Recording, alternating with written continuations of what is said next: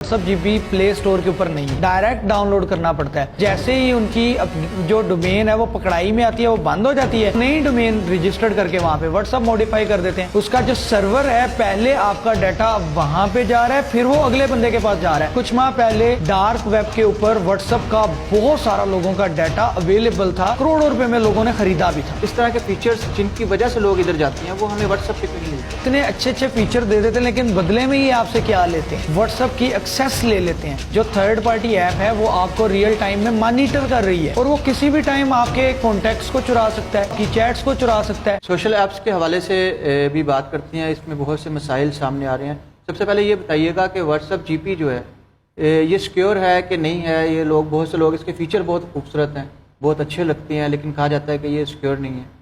WhatsApp GB किसी भी सूरत WhatsApp नहीं है, ये एक थर्ड पार्टी ऐप है। FM WhatsApp, red WhatsApp, plus WhatsApp, ये जितने भी इस तरह के आपको मार्केट में, एक तो सबसे बड़ी चीज़ आप ये देखेंगे व्हाट्सएप जीबी प्ले स्टोर के ऊपर नहीं है। अगर वो इतना कारआमद होता तो प्ले स्टोर के ऊपर तो वो पाया जाता, वो प्ले स्टोर के ऊपर है ही नहीं। वो आपको उनकी वेबसाइट से डायरेक्ट डाउनलोड करना पड़ता है। और फिर एक और चीज़ मैं आपको बताता चलूं कि हर कुछ माह के बाद उनकी वेबसाइट अपडेट होती रहती है। बैकएंड पे जो उनकी डोमेन्स हैं वो अपडेट होती रहती हैं, क्योंकि जैसे ही उनकी जो डोमेन है वो पकड़ाई में आती है, वो बंद हो जाती है और वो नई डोमेन रजिस्टर्ड करके वहाँ पे व्हाट्सएप मॉडिफाई कर देते हैं।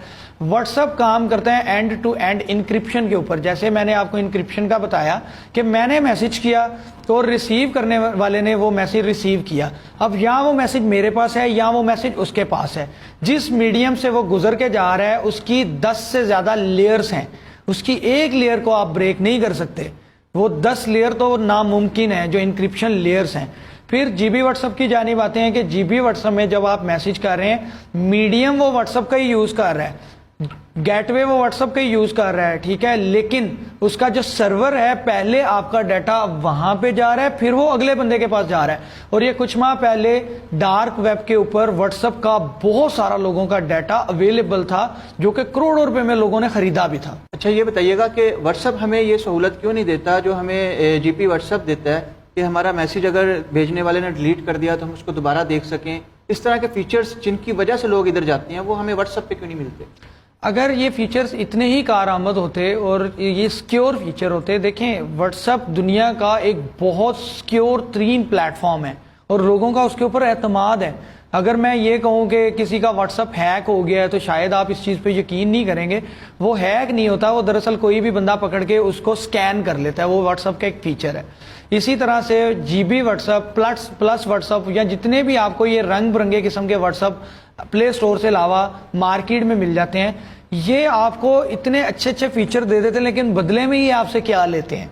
ये आपकी व्हाट्सएप की एक्सेस ले लेते हैं। आपने एक्सेस अपनी तरफ से तो व्हाट्सएप को दी, लेकिन जो थर्ड पार्टी ऐप है वो आपको रियल टाइम में मॉनिटर कर रही है और वो किसी भी टाइम आपके कॉन्टेक्ट्स को चुरा सकता है, किसी भी टाइम वो आपकी चैट्स को चुरा सकता है, किसी भी टाइम वो आपकी गैलरी में भेजी जाने वाली तस्वीरों को चुरा सकता है।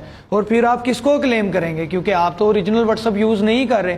तो इसलिए बिल्कुल आज के बाद जीबी व्हाट्सएप का इस्तेमाल बंद कर दें। अच्छा, स्नैपचैट ख़वातीन में बहुत पॉपुलर है, इसके फिल्टर्स, और अब तो लड़के भी बहुत ज़्यादा यूज़ करती हैं। स्नैपचैट जब हम उस पर तस्वीर बनाते हैं, सेल्फी लेते हैं, तो वो कुछ सेकंड का वक्त ब्रेक करती है। स्नैपचैट अपने पास डाटा रखती है या ये तस्वीरें सिर्फ हमारे पास होती हैं? स्नैपचैट के ऊपर इतने मज़े के फिल्टर्स हैं कि आप इतने प्यारे लगते हैं वहाँ पे तस्वीर